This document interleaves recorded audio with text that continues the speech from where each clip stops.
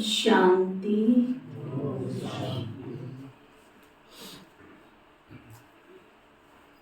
बाबा के घर में हर दिन है खुशियाँ, हर दिन है त्योहार। खुशियाँ आई आपके द्वार। अब हम सब ने उस खुशियों के द्वार में प्रवेश करना है, तो पुरुषार्थ करना है। तो बहुत ही स्नेह से, प्यार से निमंत्रण स्वीकार कर हमारे मीठे प्यारे अति स्नेही ओंकार भाई जी पहुंच गए हैं। उनके स्वागत में ही हम सभी अभी इंतजार कर रहे थे। तो वो शुभ घड़ी भी आ पहुंची है। अब बस हमने अपनी मनसा का, वाचा का, कर्मणा का, तन का, मन का, धन का पूरा 20 नाखूनों का जोर लगाकर जन जन के घर घर तक खुशियाँ पहुँचाने का लक्ष्य रखना है और पुरुषार्थ करना है। और साथ ही कल गुरुवार है, सतगुरुवार, सच्चे सच्चे साईं का, सच्चे सच्चे सतगुरु का सतगुरुवार। इसलिए खास करके जो सामने बैठे हैं या ऑनलाइन सुन रहे हैं, जिनको भी आपने निमंत्रण दिया है, आप सहित सबने सुबह की क्लास में पहुंचना है। सतगुरुवार के दिन हम प्यारे बाप दादा को भोग स्वीकार कराएंगे और आगे के पूरे 11 दिन कार्यक्रम की सफलता के लिए बाबा से वरदान भी लेंगे, शक्तियाँ भी लेंगे और पूरी सफलता इस कार्यक्रम की जिस लक्ष्य से रखी गई है। तो अगर बाबा के आप सभी सच्चे ब्राह्मण हो और सचमुच बाबा के इस पूर्ण आहुति यज्ञ में बाबा से सचमुच सच्चा प्यार करते हो, तो बाबा को तो अपने बच्चे ही नजर आते हैं, उसको और कुछ नजर नहीं आता है। किसी भी कार्यक्रम की सफलता में कोई तल लगाता है, कोई मन लगाता है, कोई धन लगाता है। बाबा के लिए धन कोई बड़ी बात नहीं है। वो किसी की भी बुद्धि में जाके बैठ जाए तो वो आकर के अपने आप अपना धन सफल करके चला जाए। बाबा को इस संगम युग में अपने बच्चे चाहिए। तो जो ब्राह्मण आत्माएं बाबा के इस कार्य में, बाबा के बच्चों को ढूंढने के कार्य में मददगार बनती है, अर्थात जन जन तक बाबा का संदेश पहुंचाने में मददगार बनती है, उनको बाबा दिल से प्यार करते, दिल से नैनों में समा के रखते हैं, पलकों पे बिठा के रखते हैं। तो कल सतगुरुवार को सभी क्लास के भाई बहनों ने सुबह की क्लास में ही सबने पहुंचना है। ये नहीं शाम को प्रोग्राम है तो हम शाम को चले जाएंगे, क्योंकि कल सुबह की क्लास में कार्यक्रम का उद्घाटन है और विशेष शहर के खास हमारे अतिथिगण विशेष इस कार्यक्रम का उद्घाटन करने के लिए पहुंचेंगे। तो सभी को क्लास में पहुंचना, जो मुरली से लाइव सुन रहे हैं वो भी, और जो मुरली बाद में सुनेंगे वो भी, और जो ऑनलाइन सुन रहे हैं वो भी, और जो सामने बैठे वो भी, सभी बहुत बहुत लगन से सुबह की क्लास में पहुंचना। सुबह 5:15 बजे बाबा की मुरली शुरू हो जाएगी और 5:45 बजे तक हम बाबा को भोग लगा देंगे। मुरली और भोग, क्योंकि लोगों के सामने भोग नहीं लगेगा जैसे आप सोच रहे हो, क्योंकि ऑफिशियल प्रोग्राम 6 बजे शुरू होना, माना 6 बजे शुरू होना। क्योंकि शहर के जो पत्रकार जो आए थे भाई बहन, उन्होंने भी हमको यही सजेस्ट किया और कहा दीदी 6 माना 6, 7:30 माना 7:30। तो अगर आप सबका सहयोग रहेगा तभी ये कार्य संपन्न हो सकेगा। तो मेरे को किसी भी तरह का कष्ट मत पहुंचाना। जिस तरह से अभी तक मैं आप सबको बोल रही हूँ, लेकिन अंदर बात नहीं जा रही है आप सबकी। सभी क्लास के भाई बहनों को 5:15 बजे पहुंचना है। 5:15 नहीं, 5 बजे और 5:15 के बीच में। 5:15 बजे तो बाबा की मुरली शुरू हो जाएगी, समझा? तो अगर आप देर से आते हो ना, तो ये भी समझो मुझे कष्ट पहुंचाते हो। 5:30 बजे योग शुरू होता है। डेली रूटीन के हिसाब से अभी तक कई भाई बहनों ने इसको अंदर नहीं लेके गए। बाबा का तो डिसरिगार्ड कर रही हो, लेकिन सामने जो बैठा उसका भी डिसरिगार्ड। कईयों ने छुट्टी ली हो तो अलग बात है, एक दो को मजबूरी हो सकती है, सबको मजबूरी नहीं हो सकती।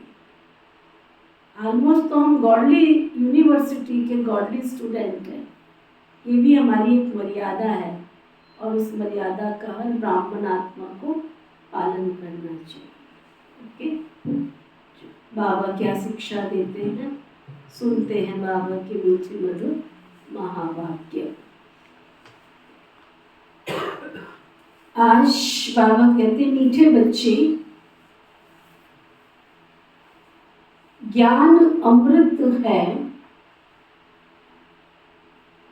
और योग अग्नि है। ज्ञान अमृत है और योग अग्नि है। ज्ञान और योग से तुम्हारे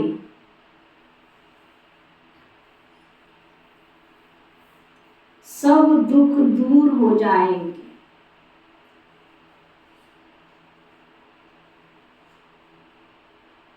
जितना ज्ञान योग की धारणा करेंगे उतने हमारे सब दुख दूर हो जाएंगे। फिर बाबा पूछ रहे हैं, कौन सा रस ज्ञान से प्राप्त होता है, भक्ति से नहीं।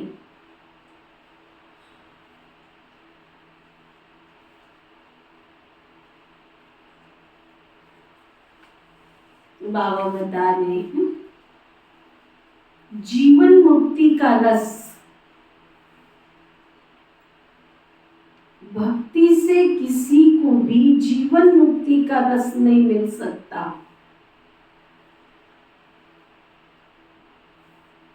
बाप जब आते हैं तो बच्चों को जो डायरेक्शन देते वही ज्ञान है।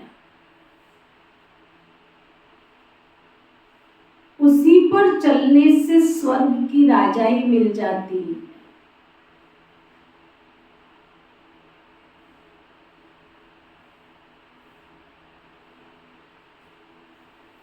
गीत है, भोलेनाथ से निराला और कोई नहीं।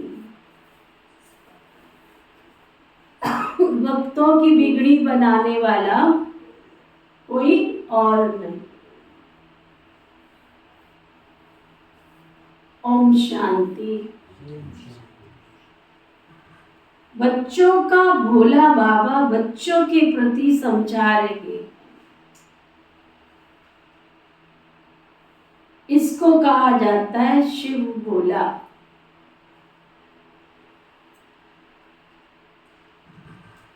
बाबा हमेशा शिव बाबा को बाबा कहा जाता है। शिव माना पिता, पिता माना बाबा, बाबा माना शिव बाबा। कोई चित्र देखे व ना देखे, परंतु याद करते हैं शिव भोलानाथ को। किसी की आंखों के सामने कोई चित्र है या नहीं है, किसी से कोई हाल चाल पूछो, तुम्हारा क्या हाल चाल है, क्या कहते हैं? हाँ, ऊपर वाला जाने। जानते नहीं है ऊपर वाले को, परंतु क्या कहते हैं? ऊपर वाला जाने, छत वाला जाने, ऊपर वाला जाने। तो आंखों से जरूर उस चित्र को देखते हैं। शंकर व विष्णु व ब्रह्मा को भोलानाथ नहीं कहेंगे। भोला अक्षर कहने से मनुष्यों की बुद्धि में निराकार शिव बाबा का ही चित्र आता है। ये भी एक वंडरफुल बात है। जैसे ही परमात्मा कहते, ईश्वर कहते हैं, तो कोई राधा कृष्ण हनुमान गणेश किसी की मूर्ति आती है क्या? जैसे ही भोलानाथ कहते, परमात्मा कहते, तो ज्योति बिंदु स्वरूप प्रकाश का स्वरूप सामने आता।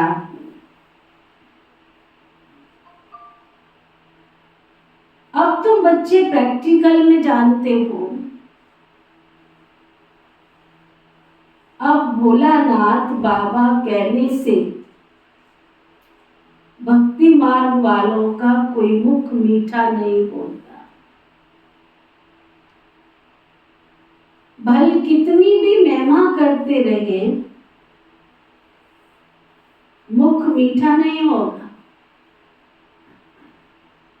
अभी तुम बच्चे शिव बाबा को याद करते हो। शिव भोलानाथ बाबा कहने से मुख मीठा हो जाता है। शिव बाबा हमको पढ़ाकर स्वर्ग का मालिक बनाते हैं। बाबा कहने से बच्चों को प्रॉपर्टी भी जरूर याद पड़ती है। तो बच्चे जानते हो वही शिव बाबा है। मनुष्य सृष्टि बीज रूप भी उनको कहा जाता है। झाड़ का एक ही बीज होता है ना, तो मनुष्य सृष्टि रूपी झाड़ का भी वो एक ही बीज, जिससे फिर मनुष्य सृष्टि रची जाती है, क्योंकि वो बाप हो गया ना। बाकी सब हुए उनके बच्चे। भक्तों का भगवान बाप तो एक ही है। भक्त याद करते हैं भगवान को, परंतु पूरा जानते नहीं। ये भी ड्रामा में नोट है। बच्चों को इस ज्ञान और योग बल से सदा सुखी बनाए। मैं छिप जाता हूं। ज्ञान का सागर भी एक ही है, जैसे वो पानी का सागर भी एक ही है। उनको बांटा गया है, ये इंडिया का सागर, ये फलाने का सागर। वास्तव में सागर तो एक ही है। सतयुग में इस सागर को बांट नहीं सकते। इतना बड़ा विशाल दुनिया में 3 भाग पानी, 1 भाग धरती, उस पानी को जगह जगह बांट दिया। बंगाल में आया तो उसको बंगाल की खाड़ी कह दिया, अरब में आया तो उसे अरब सागर कह दिया, हिंदुस्तान में आया तो उसको हिंद महासागर कह दिया, कोई गंगा सागर कह दिया। जो जो स्थान था उस स्थान से उस एरिया के पानी को नाम पड़ गया। बाबा कहते हैं सतयुग में तो तुम इस सागर को बांट ही नहीं सकते। वहां तो एक ही सागर रहता है, जिसके तुम मालिक बनने वाले हो। वहां इतने खंड थोड़े ही रहते। एक बाप की एक राजधानी रहती है। इसी भारत पर वर्ल्ड ऑलमाइटी अथॉरिटी का एक ही राज्य था। देवी देवताओं के राज्य को भगवान भगवती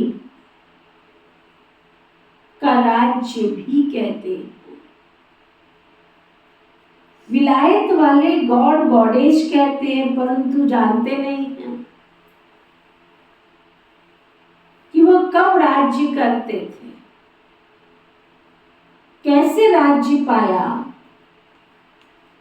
ज्ञान सागर एक बेहद का बाप ही है। वही ज्ञान से सबकी संगति करते हैं। अभी तुम बच्चे जानते हो हमारे सामने ज्ञान का सागर बैठा हुआ दिख रहा है अंदर की आंख से। किस किस को दिख रहा है? कैसा है वो? मोटा, पतला, काला, गोरा, कैसा है? दिख रहा है तो वो सोचना पड़ता है, देखने वाली चीज को सोचना पड़ता है। हाँ, बिंदु दिख रहा है। अच्छा, कैसी है बिंदु? काली, नीली, पीली, लाल, हरी, सफेद, हाँ वाइट है। किस किस को वाइट दिख रही है? देखो एक भी हाथ उठाता, यही नहीं पता दिख कैसे रहा है वो। जिसको दिख रहा है वो हाथ उठाओ। देखो आधे हाथ दिख भी नहीं रहा है। वंडरफुल बाबा, तो वंडरफुल बाबा के बच्चे, अब तुम बच्चे जानते हो हमारे सामने ज्ञान का सागर बैठा है। उनसे ज्ञान गंगाएं निकल सारे विश्व को सदगति देती। सारी मुरली में कुछ समझ में आवे ना आवे, ये 2 लाइन अच्छी तरह से बुद्धि में चली जावे ना, ये सिर्फ 2 शब्द बुद्धि में चले जाए ना, तो शब्द नाद हो जाए अंदर, मधुर जीवन में संगीत बज जाए। ज्ञान सागर बाप बैठा है, उससे निकली हुई ये ज्ञान गंगा है। सारे ज्ञान का सारी है, सारे ब्रह्मा कुमारी ईश्वरी विश्वविद्यालय का सारी है। ज्ञान सागर बाप बैठा है, उनसे निकली हुई ज्ञान की ये गंगाएं हैं, और इन ज्ञान गंगाओं में डुबकी लगाने से ही हमारी आत्मा पति से पावन बन सकती है। आप सोचो, जो मुरली ऑनलाइन सुन रहे हैं या फिर मोबाइल में सुनते हैं या टीवी में सुनते हैं, तो ज्ञान गंगा में डुबकी लगाते हैं क्या? सच्चे सच्चे हरि के द्वार में जहाँ ज्ञान सागर बाप बैठता है, बाबा ने केवल एक साधन दिया, मोबाइल है, ऑनलाइन है, जो कुछ भी है, एक मजबूरी का साधन दिया। गांव वाले हैं, दूर दराज वाले हैं, जिनके पास ज्ञान गंगा पहुंच ही नहीं पा रही है, और कई तुच्छ मानव मात्र प्राणी इन बातों को समझ न पाने के कारण अपनी तकदीर को लकीरें तो लगा दी। जब तक ज्ञान गंगा में डुबकी नहीं लगाई, तब तक तुम्हारा पावरफुल शक्तिशाली योग लग ही नहीं सकता, तुम्हारे पाप धुल ही नहीं सकते। अच्छा एक बात बताओ, हरिद्वार में जाते हैं, गंगा स्नान करने गए, कौन कौन गए? देखो सबके हाथ खड़े हो। हाँ तो अच्छी बात है, मैं तो अभी भी कहूँ तो मैं चल पड़ूंगी, आप मुझे ले जाओ, जाने में क्या दिक्कत है? कोई गलत बात थोड़ी है, अच्छी बात है। शुद्ध पानी होता है, पवित्र पानी होता है, जाना होता है। नहीं शुद्ध होता है, क्यों नहीं होता है? जहाँ से गंगा निकल के आ रही है वहां जाओ ना, उद्गम स्थल पे शुद्ध होता है। वो तो लोगों ने गंदी की, अलग बात है। अगर उसको टीवी तुम सामने रखे और उसमें डुबकी लगाओ तो तुम्हारे पाप भूल जाएंगे। कितनी वंडरफुल बात है, भाई बहनों की बुद्धि में जाती नहीं है बात। जब टीवी में पानी में नहाने से तुम पावन नहीं बन सकते हो, तो बाबा की मुरली टीवी में सुनने से तुम पावन कैसे बन सकते हो? बैठ के अपनी आत्मा को धिक्कारो भी तो सही कि ये आत्मा तुम क्या कर रही हो। 24 घंटे में एक बार भी बाबा के घर में नहीं आते हैं। कितनी बदकिस्मती है कि सच्चे हरि के द्वार में आकर हम डुबकी लगा के नहीं जाते। चलो कईयों को डुबकी से डर लगता है, वो टच तो करते ना पानी से, आदमी तो धुलाई करते हैं। तुम 10 मिनट आ जाओ, 15 मिनट आ जाओ, डुबकी लगा लो, 1 घंटा ज्ञान का स्नान कर लो, करो तो सही। सारे दिन में एक बार तो जरूर बाबा की सच्चे हरि के द्वार में आकर ज्ञान गंगा में डुबकी तो लगानी चाहिए ना। भाग्यहीन नर पावत नहीं, चाहे कर लो लाख उपाय। कोई भी विधि से समझा दो, जिसने यहाँ पे जो फिट कर लिया है ना, उसी के साथ गोल गोल घूमते रहते हैं। अच्छा, तो बाबा कहते ज्ञान सागर सामने बैठा है, और उससे निकली हुई तुम सब कौन हो? ज्ञान गंगाएं। उनसे ज्ञान गंगाएं निकल सारे विश्व को सद्गति देती है। इसको ज्ञान अमृत भी कहते हैं। अमृत शब्द से फिर पुजारी लोग चरण धोकर वह अमृत बनाए पीते। वास्तव में उसको अमृत नहीं कहा जाता। आजकल दवाइयों का नाम भी अमृत रखा हुआ है, जिससे सब दुख दूर होते। वह भी बात नहीं। यह तो बाप बैठ बच्चों को योग सिखलाते हैं। योग को अमृत नहीं कहा जाता। योग अग्नि से, सुन रहे हो सभी? कान खुले? किस किस के खुले? क्या सुन रहे हैं? योग अग्नि से 21 जन्म के लिए, 1 नहीं, 2 नहीं, 3 नहीं, 4 नहीं, 10 नहीं, 20 नहीं, पूरे 21 जन्मों के लिए तुम्हारी बीमारियां सदा के लिए दूर हो जाएंगी। इस जन्म की नहीं, इसमें तो अंत तक भोगते रहेंगे। यह योग की बात। बाप कहते योग लगाओ तो तुम्हारी सब बीमारियां नष्ट हो जाएंगी। सच्चे दिल वाला योग। फिर कब बीमार होंगे ही नहीं। किस किस ने ये बात सुनी? हाथ उठा। सुनिए, अंदर गई है? जिसके अंदर गई है वो हाथ उठा। तो 21 जन्म का पहला जन्म कब होता है? तो अभी तो सारा समय यही बोलते रहते मैं बीमार हूं। पूरी यहाँ की लाइन से लेके पीछे तक एक कहता मेरा हार्ट खराब है, एक कहता मेरे को अस्थमा हुआ है, एक कहता मेरी टांग टूटी हुई है, एक कहता मेरी कमर टूटी हुई है। मैं भी तो बीमार ही रहती हूँ बहन जी। लो जी, ये भी कोई मिठाई मिल गई, प्रसाद मिल रहा है बड़ी शान से। नहीं नहीं, मैं भी तो बीमार ही रहती। बड़ी शान है, कलयुग में ये भी बड़ी शान है, मैं भी बीमार रहती हूँ। अभी तो मैं स्टेंट डलवा के आया हूँ, 1 लाख रुपया 2 लाख रुपया खर्चा, ये भी बड़ी शान है। अभी तो मैं बाईपास सर्जरी करवा के आई, ये भी बड़ी शान है। हम बाबा के बच्चे कभी अपने आप को बीमार कह ही नहीं सकते। तो ये थोड़ा ही झूठा कि मुझसे नहीं कह सकते। अंदर आना ही नहीं चाहिए कि मैं बीमार हूं। जिस दिन आपके अंदर से ये वृत्ति से निकल जाएगा ना,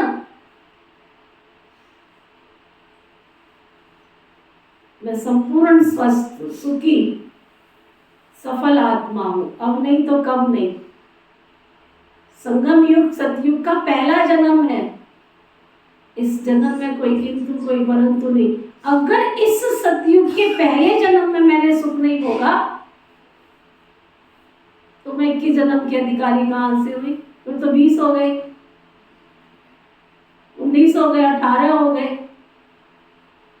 संगम युग से ही अगर मैंने सतयुग की संपूर्ण प्राप्तियों का अनुभव किया तब कहा जाएगा 21 जन्म के अधिकारी। तो बाबा कहते फिर कब पुरुषार्थ, कब बीमार होगे ही नहीं। तुम पुरुषार्थ करते हो बाप से हेल्थ वेल्थ लेने के लिए, वहां कोई बीमारी होती नहीं। मैं तुमको ऐसे कर्म सिखलाता हूं जो कभी बीमारी होगी नहीं। कहते हैं व्यास भगवान ने शास्त्र बनाए, परंतु ये सब ड्रामा में नूंद है। नाम पड़ गया है व्यास का, ये है बना बनाया ड्रामा। जो भी तुमने देखा वो सब ड्रामा में नूंद है। अनादि बना बनाया ड्रामा ये बदल नहीं सकता। भक्ति मार्ग में भक्ति मार्ग द्वापर से प्रारंभ हो जाता है। भले कोई कितनी भी भक्ति करे, शास्त्र पढ़े, परंतु वापस कोई जा नहीं सकता। सतो प्रधान से तमो प्रधान में जरूर आना ही है। इस कर्म क्षेत्र से बाहर तो कोई जा ही नहीं सकता। तुम जानते हो हम सो सतो प्रधान थे, अब हम सो तमो प्रधान बने। ड्रामा अनुसार बनना ही है। भक्ति मार्ग में रात शुरू हो, अंधियारा हो जाता है। पहले इतना अंधियारा नहीं होता जितना अभी है। रात को भी पहले सतो प्रधान, फिर सतो रजो तमो कहा जाता है। धीरे धीरे कला कम होते होते घोर अंधियारा हो जाता है। अभी सृष्टि पर बेहद का ग्रहण है, एकदम घोर अंधियारा है। इस चंद्रमा की बात नहीं है, ये तो सारे विश्व की बात है।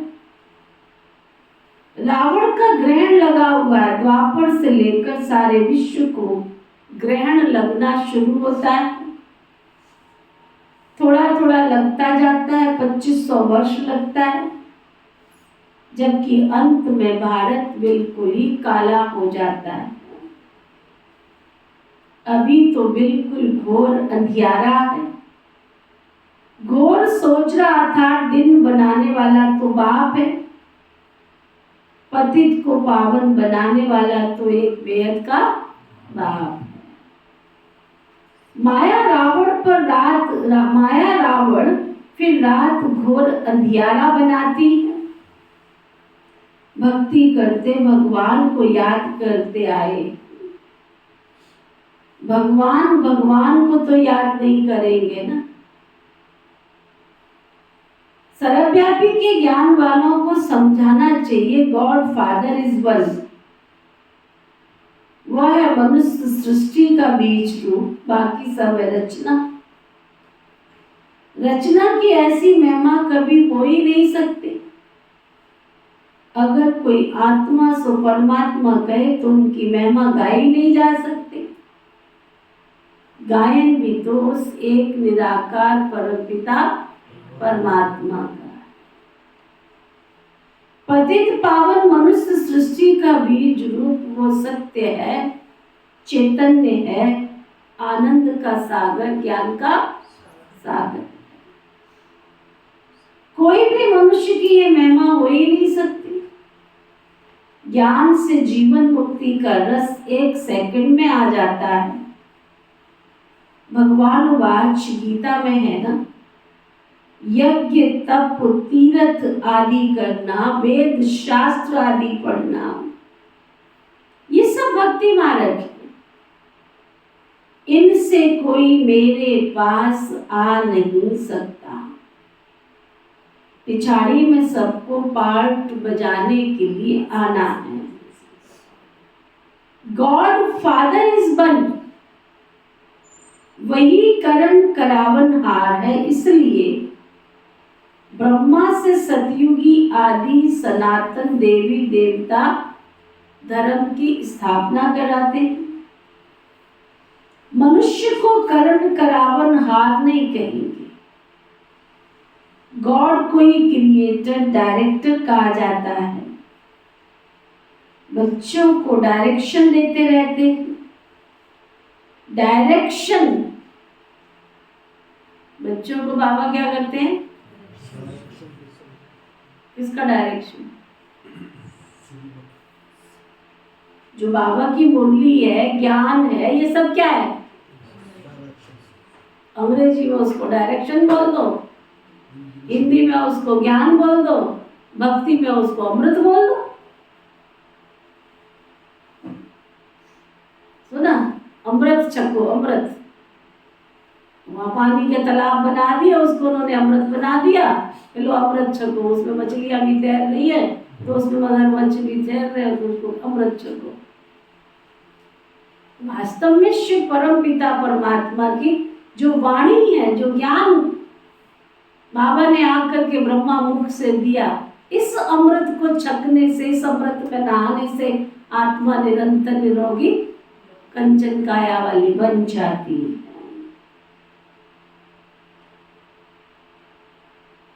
बच्चों को डायरेक्शन देते, डायरेक्शन को ही ज्ञान कहा जाता है।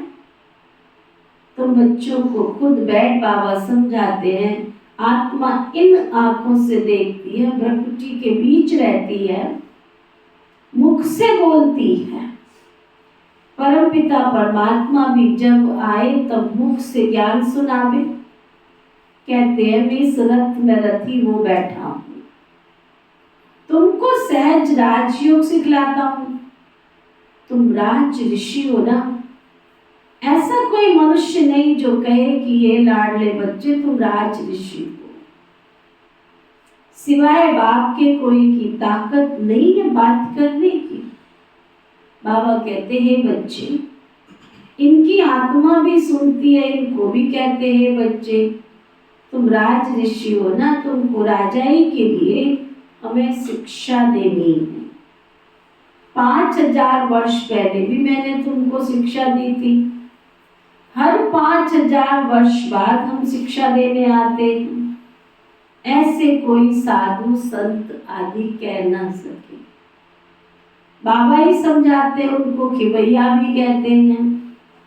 बरोबर तुमको विषय सागर से निकाल शील सागर में ले जाते हैं। तुम बड़े आराम से बैठे रहेंगे। तुम बड़े आराम से बैठे रहेंगे मतलब जब जन्म लेंगे तो गर्भ जेल में, जेल नहीं होगी वो तुम्हारा गर्भ महल, आराम से बैठे होंगे उसमें। तुम जानते हो बाप कहते हैं मैं ब्रह्मा तन में प्रवेश करता हूं, फिर ये ब्रह्मा सरस्वती विष्णु का रूप बनते हो। तुम विष्णुपुरी के मालिक बनते हो ना। कितनी बड़ी और कितनी सहज और कितनी गुप्त बातें हैं ना। तुम विष्णु कुल के मालिक बनते हो, विष्णुपुरी के मालिक बनते हो, तुम विष्णु कुल में आने वाले बनते हो। दुनिया तो उसके नाम के पीछे चक्कर काट रही है, तुम तो उनके कुल में आने वाले बनते हो। कितनी गुप्त बातें। तुम बच्चे ही जानो और न जाने कोई। पहले पहले जब कोई आते हैं तो उनको समझाना चाहिए गॉड फादर इज वन, तो जरूर बाकी सब उनके बच्चे ठहरे। परमपिता परमात्मा तो एक ही है, वो है मनुष्य सृष्टि का बीज रूप। सभी भक्तों का भगवान सबको सुख देते हैं। यहाँ कलयुग में तो बहुत दुखी मनुष्य त्राही त्राही करते रहते, चारों तरफ त्राही त्राही, चारों तरफ अमंगल फैला है, त्राही त्राही होती है। आज मनुष्यता मानव को मानवता के लिए रोती है। सब अपने मानव धर्म से, अपने कर्म से कर्म भ्रष्ट हो गए हैं और धर्म भ्रष्ट हो गए। त्राही त्राही होती है। सतयुग में तो ऐसे दुख की कोई बात होती नहीं।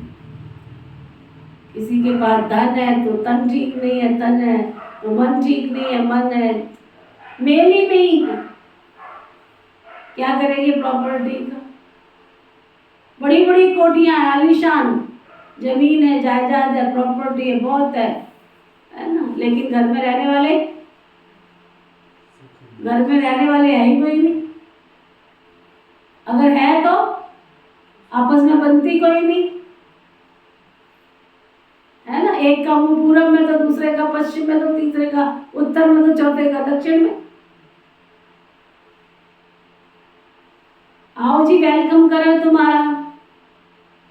किस किस के घर में वेलकम होता है? हाथ उठाओ जरा कि मेरी सासू आई है तो मैं उसकी आरती करूं, तो मेरा ससुर आया है तो मैं उसको फूलों की माला पहनाऊं, कि थाली लेके आऊं, मैं प्यार से भोजन खिलाऊं। आज घरों की स्थिति कैसे हो गई है? तो ऐसी प्रॉपर्टी भी किस काम की?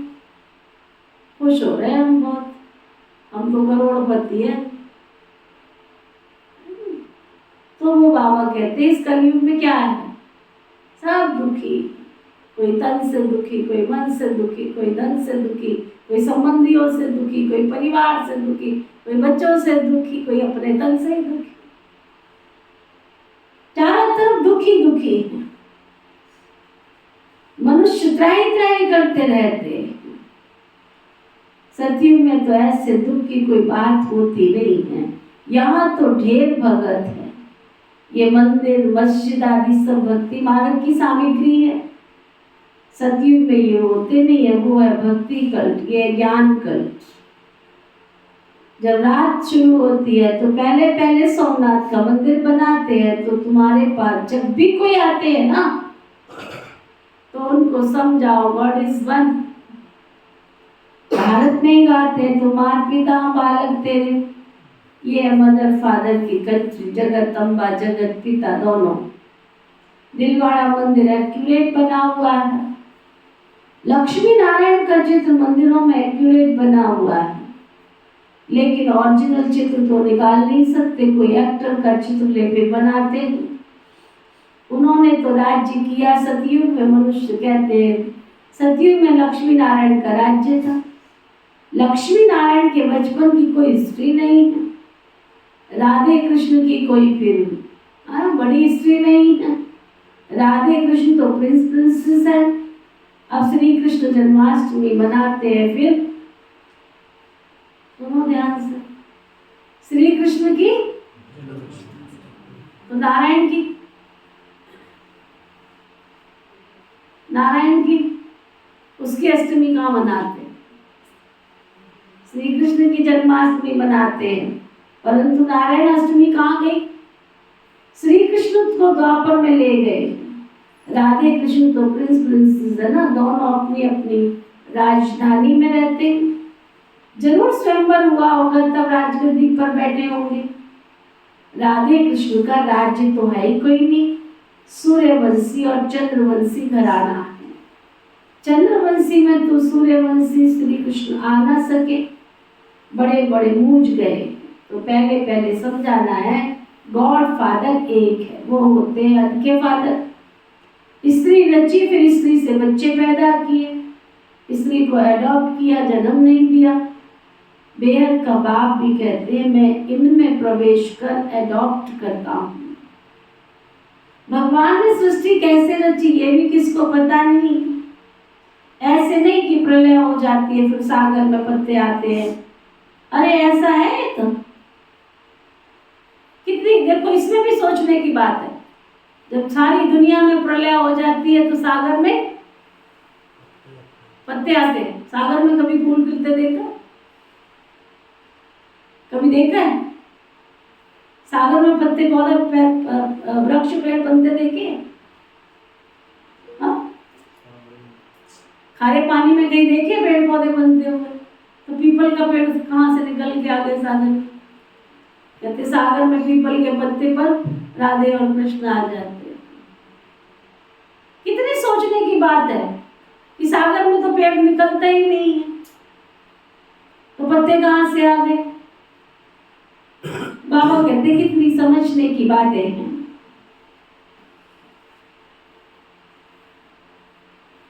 श्री कृष्ण तो आ ना सके, बड़े बड़े मूझ गए हैं, तो पहले पहले समझाना चाहिए। अब सागर में प्रलय होती है, सागर में पत्ते पर आते, अगर ऐसा है तो श्री कृष्ण अकेला कैसे सृष्टि रचेगा? फिर तो दो चाहिए, फीमेल भी चाहिए, परंतु ऐसी कोई बात होती नहीं। जब महाप्रलय हुई श्री कृष्ण पीपल के पत्ते पर आ गए, तो बाकी आगे क्या? उसका अर्थ तो चाहिए ना कुछ, परंतु ऐसी बात कोई है नहीं। बाप कहते मैं अडॉप्ट करता हूँ। तुम सब कहते बाबा हम आपकी मुख वंशावली है, मैं इस मुख का आधार लेता हूँ, कहता हूँ हे बच्चे। तुम भी कहते हो, शिव बाबा कहते हैं हे बच्चे। तुम भी कहते हो क्या? क्या कहते हो? कुछ कहते हो? कहते हो बाबा? शिव बाबा। अच्छा, बाकी सब मौन की भाषा हम जाने, या तुम जानो, कुछ नहीं कहते, मौन में रहते हो, मैं तुझे देखता रहूं, तू मुझे देखती रहे। बाबा कहते तुम भी कहते हो हे बाबा हम आपके बच्चे थे। बाबा कहते हे बच्चे, तुम भी कहते हे शिव बाबा हम आपके बच्चे थे फिर बने हैं। बाबा कहते तुम बच्चों के लिए मैंने वैकुंठ की सौगात लाई है, तुम यहाँ बैठे हो स्वर्ग का मालिक बनने के लिए। ये है राजयोग, राजाई स्थापन हो रही है। और प्रीसेप्टर ऐसे नहीं कहेंगे कि मैं क्रिश्चियन राजा स्थापन करता हूँ या सिख राजा स्थापन करता हूँ, नहीं, तुम नई दुनिया में राजाई लेने के लिए शिक्षा पा रहे हो। डर है ना, गॉड फादर है स्वर्ग का रचयिता, तो जरूर उनसे हमको स्वर्ग की राजाई पाने का हक है ना। सतयुग में राजाई थी, मनुष्य सृष्टि कैसे क्रिएट करते, अभी तुम जानते हो। भगवान वाचिए है हमारे मुख वंशावली, बाकी तो सब रावण की कुख वंशावली। तुम ब्राह्मण कुख वंशावली, तुम ब्राह्मण फिर मुख वंशावली हो। तुम समझा सकते हो ब्रह्मा की औलाद ब्राह्मण ही ठहरे ना। ब्रह्मा है प्रजापिता तो उनकी संतान भी ब्राह्मण ठहरे, ब्राह्मण के बच्चे तो ब्राह्मण ही होते हैं ना। तो वो ब्रह्मा की सच्ची सच्ची औलाद ब्राह्मण। ब्राह्मण है सबसे ऊंच, ब्राह्मणों की चोटी, ब्राह्मणों को चोटी में रखा जाता। जैसे ऊंचे थे ऊंच भगवान शिव बाबा को त्रिमूर्ति से उड़ा दिया, वैसे ऊंचे थे ऊंच ब्राह्मण को भी चोटी से उड़ा दिया। विराट रूप में ब्राह्मणों को नहीं दिखाते, सिर्फ कहते देवता क्षत्रिय वैश्य शूद्र। पहले पहले तुम ब्राह्मण हो, तुम कितनी भारी सेवा करते। क्या कह रहा बाबा? किस किस को सुनाई पड़ा है? क्या सुनाई पड़ा है? तुम ब्राह्मण हो, बस इतना सुनाई पड़ा है।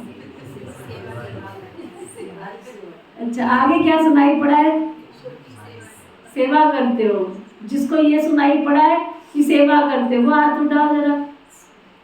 अच्छा, इसमें भी अभी आधों को सुनाई पड़ा, आधों को नहीं सुनाई पड़ा, तो आगे तो पूछना ही नहीं रह जाता। आगे क्या कहा बाबा ने? तुम क्या करते हो? भारी सेवा करते हो। कौन कौन भारी सेवा करते हैं? कौन कौन भारी सेवा करते हैं?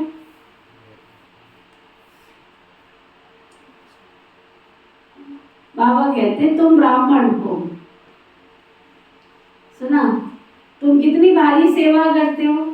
ऊंचे थे ऊंच भगवान, फिर उनसे पैदा हुए तुम बच्चे हो। अच्छा, जो ऑनलाइन मुरली सुन रहे हैं, तुम्हारे में से कौन कौन है जो भारी सेवा करते हैं? वो हाथ करो, बीच का हाथ बटन दबाओ, पता चले कौन कौन भारी सेवा करते हैं। ऑनलाइन कौन कौन सुन रहे हैं? 2 जने। अच्छा, बाकी 3 जने। बाकी अभी रेड पे ये सारे, रेड लाइन, स्वर्ग का गेट अभी खुल गया है और रेड लाइन पे खड़े हैं। 1 2 3 4 ये रेड लाइन पे खड़े हैं। नाम बताती हूँ कौन कौन खड़े हैं। इन्होंने केवल रेडियो की तरह से मुरली का स्विच ऑन किया हुआ है। रेड लाइन पे खड़े हुए हैं। कितने? 5 जने, 6 जने रेड लाइन पे खड़े, क्रॉसिंग पे खड़े हैं। इनका भी गेट खुला ही नहीं, इनको हरी झंडी नहीं मिली है अभी, है ना। तो ब्राह्मण बेहद की सेवा करते हैं। पता चलता है कौन मुरली सुन रहा है, कौन नहीं सुन रहा। रेडियो चालू करके बैठे घर में, रेडियो। अच्छा, तो बाबा कह रहे हैं तुम ब्राह्मण हो, बहुत भारी सेवा करते हो। और आप सभी ध्यान से सुनो, जिनकी भी आप सेवा कर रहे हो सबको सुबह में प्रेस करना, सुबह का साईं बेड़ा पार लगाएं, तो ना तुम खुद ही ढीले, शाम को कर लेंगे, तुम्हारा खुद का भी फाउंडेशन नहीं बनेगा, ये भी याद रखना। सुबह का साईं बेड़ा पार लगाएं, है ना। इसलिए जिनकी सेवा कर रहे हो, बहुत किसी की मजबूरी है ना, बहुत किसी की मजबूरी है, बहुत कोई कारण है, उसको शाम के लिए कहना। ये तो बोलो कोशिश करके जितना भी हो सके ना, सुबह सुबह का साईं बेड़ा पार में। कोई तीर्थ यात्रा पर जाते, कोई गंगा स्नान करने जाते हैं, तो सुबह का स्नान का महत्व है। घरों में भी सबको सुबह नहाते, शाम को नहाते। तो आत्मा का ज्ञान स्नान, आत्मा को सशक्त बनाना है, शक्तिशाली बनाना है। बहुत किसी की मजबूरी होगी तो शाम पे जाना, नहीं तो सुबह का साईं बेड़ा पार। अच्छा, तो बाबा कहते जब कोई नया आता है, अच्छा तुम कितनी भारी सेवा करते हो, ऊंचे से ऊंच भगवान फिर उनसे पैदा हुए तुम बच्चे। शिव बाबा तो नई सृष्टि पर आते ही नहीं है, तुम आते हो। शिव बाबा कहते मैं तो तुमको राज्य देता हूँ, फिर मेरा नाम ही गुम हो जाता है, मैं छिप जाता हूँ। मैंने क्या किया, कैसे सृष्टि रची, ये कोई जानते नहीं। अब नया कोई आता है तो जास्ती माथा नहीं मारना है, पहले पहले परिचय देना है बाप का। वह स्वर्ग का रचयिता, देवता स्वर्ग के मालिक थे, फिर 84 जन्म लेते, अब वो शूद्र वर्ण में है। फिर उनको ब्राह्मण बनाते, वर्ण तो है ना, विराट रूप का चित्र भी है, ब्राह्मणों की चोटी भी। आगे जरूर शिव जरूर देना है, जैसे त्रिमूर्ति पर शिव दिखाते वैसे ब्राह्मणों के ऊपर भी शिव दिखाना है, समझाना है। शिव बाबा ब्राह्मणों द्वारा ब्राह्मण बनाते हैं, ब्रह्मा द्वारा ब्राह्मण बनाते हैं। वह फिर ब्राह्मण सो देवता, सो क्षत्रिय, सो वैश्य, सो शूद्र बनते। पहले पहले कोई को भी अलग समझाना है। वह बाप इस ब्रह्मा द्वारा सृष्टि रचते हैं तो सब भाई बहन हो जाते। शिव की संतान तो सब आत्माएं है ही, फिर मनुष्य सृष्टि रची जाती। तो पहले पहले ब्रह्मा, सरस्वती, ब्राह्मण, देवता, फिर क्षत्रिय बनते। ऐसे ये मनुष्य सृष्टि का झाड़ वृद्धि को पाता है। उसी बाप को सब भूले हुए। देखो बाप दादा तो कितना क्लियर करके समझाते हैं, बच्चों को भी सीखना है। अच्छा, मीठे मीठे सिकिलदे बच्चों प्रति माता पिता बाप दादा का याद प्यार और गुड मॉर्निंग। रूहानी बाप की रूहानी बच्चों को नमस्ते। हम सब रूहानी बच्चों की सिखवा प्रेम से नमस्ते नमस्ते नमस्ते जी। धारणा के लिए मुख्य सार, हम राज ऋषि हैं।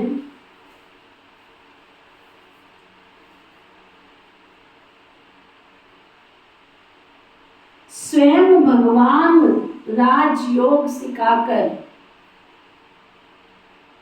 हम राज ऋषि हैं, स्वयं भगवान राजयोग सिखाकर राजाई का वर्षा देते।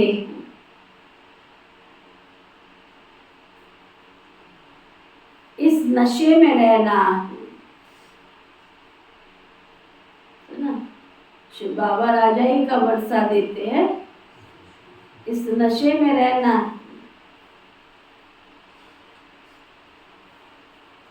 योग अग्नि से विकर्मों को दग्ध कर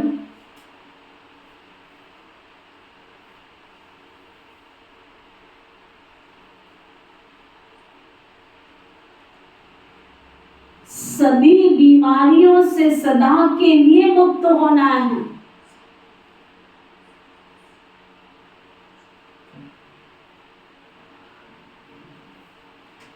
इस जन्म के कर्म भोग को याद में रहकर चुप्तू करना है। वरदान, सतगुरु प्यारे बाबा का वरदान, वरदान सतगुरु प्यारे बाबा का वरदान। पवित्रता की विशेष धारणा द्वारा अतीन्द्रिय सुख का अनुभव करने वाले ब्रह्मचारी भव। पवित्रता की विशेष धारणा द्वारा अतीन्द्रिय सुख का अनुभव करने वाले ब्रह्मचारी भव।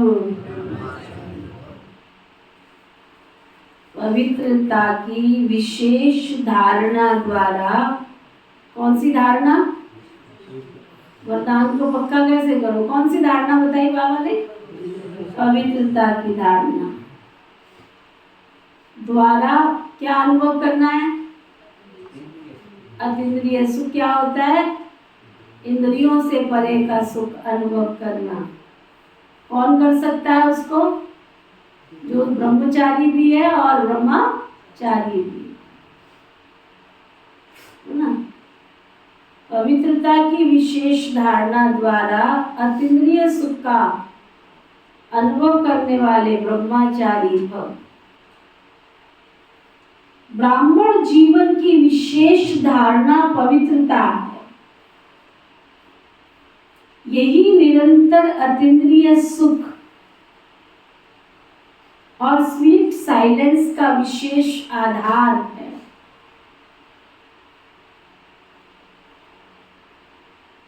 पवित्रता से ब्रह्मचर्य नहीं है, लेकिन ब्रह्मचारी और सदा ब्रह्मचारी अर्थात ब्रह्मा बाप के आचरण पर हर कदम चलने वाले, संकल्प बोल और कर्म रूपी कदम ब्रह्मा बाप के कदम पर कदम रखने वाले, ऐसे जो है ना वो ब्रह्मचारी। समझ में आई? अंडरलाइन हुई बात? संकल्प बोल कर्म रूपी कदम पर ब्रह्मा बाप के कदम के ऊपर कदम हो, ऐसे जो ब्रह्मचारी हैं उनकी निशानी,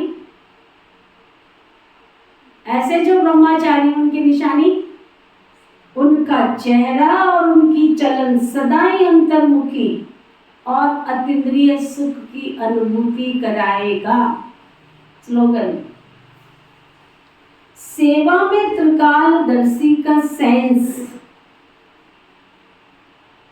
और रूहानियत का एसेंस भरने वाले ही सर्विस एबल हैं। आज का व्यक्ति इशारा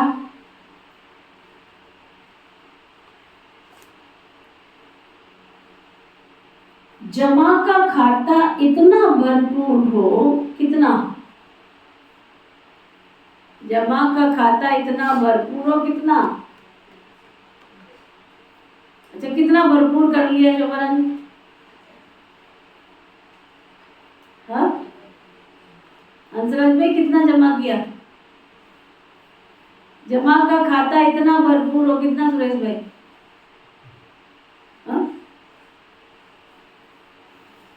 कितने जन्म का भर लिया सुनीता? कितने जन्म का? जो कहते हैं हमने 21 जन्म का भर लिया वो हाथ उठा। अच्छा जो कहते हैं हमने 20 का, 19 का, 18 का, 17। अच्छा जो कहते हैं 1 जन्म का है, बाबा कहते जमा का खाता इतना भरपूर हो जो 21 पीढ़ी सदा संपन्न रहे। हम आपकी वंशावली भी माला माल रहे, आप भी रहो और आपकी वंशावली भी माला माल रहे। न सिर्फ 21 जन्म लेकिन द्वापर में भी भगत आत्मा होने के कारण कोई कमी नहीं होगी। इतना धन द्वापर में भी रहता है जो दान पुण्य अच्छी तरह से कर सकते हो। कलयुग के अंत में भी देखो, भले काला धन नहीं लेकिन दाल रोटी तो है ना सबके पास। तो इस समय जो कमाई जमा की है उसी प्रमाण अंतिम जन्म में दाल रोटी खाते हो ना। इस समय जो कमाई कर रहे हो तो अंत तक तुम्हें दाल रोटी का वचन मत दे बाबा, भूखे नहीं सुलाएगा तुमको, तो ना भूखे नहीं सुलाएगा। दाल रोटी का वचन किया है उसने। दाल रोटी खाओ, इसलिए दुनिया में आज तक भी गायन क्या चलता आया? कोई कहता है पेड़ा बर्फी खाओ और प्रभु के गुण गाओ, ऐसा कोई बोलते हैं? सब्जी रोटी खाओ प्रभु के गुण गाओ, क्या कहते हैं? दाल रोटी खाओ प्रभु के गुण गाओ। क्यों? कि दाल है तो अगर तुम्हारे 10 लोग भी आ गए, डाल दो पानी, दाल टब्बर पाल बढ़ाओ उसको, 2 को खिलानी है थोड़ी गाढ़ी कर लो, 4 को खिलानी थोड़ी पतली कर लो। भूखे तो कोई जाएगा नहीं। 3 बुलाए तेरे भी गाल सुना, 3 आए तेरे आए, दे दाल में पानी। तो इसलिए सब अपनी अपनी खुशी का खजाना जमा करते जाओ, आगे बढ़ते जाओ, ठीक है? इसलिए फिर से आप सभी हम सब कोई पक्के रहेंगे। कितने बजे पहुंचना है सबने? वाह, ताली बजा लो पहली बार रिकॉर्ड तोड़ा। ठीक है, बहुत खुशी से जितनों को भी संदेश दे रहे हो और देना है सबको, सुबह के लिए, सबको सुबह का साईं बेड़ा पार लग। ये तो सुबह कर रहे हैं, लेकिन सारे कहते हैं शाम को आएंगे। उनको कहने दो, कोशिश करो कि सुबह का साईं बेड़ा पार लगाए। किसी की मजबूरी है, अलग बात है, फिर बैठने की प्रॉब्लम होगी, सुना, फिर बैठने की प्रॉब्लम होगी। हमने तो सुबह शाम के हिसाब से सेटिंग की है, इसलिए उन लोगों को खुशी से एंजॉय के साथ करना है तो सुबह चलो, ठीक है? ओके, ओम शांति शांति शांति। अभी पावरफुल योग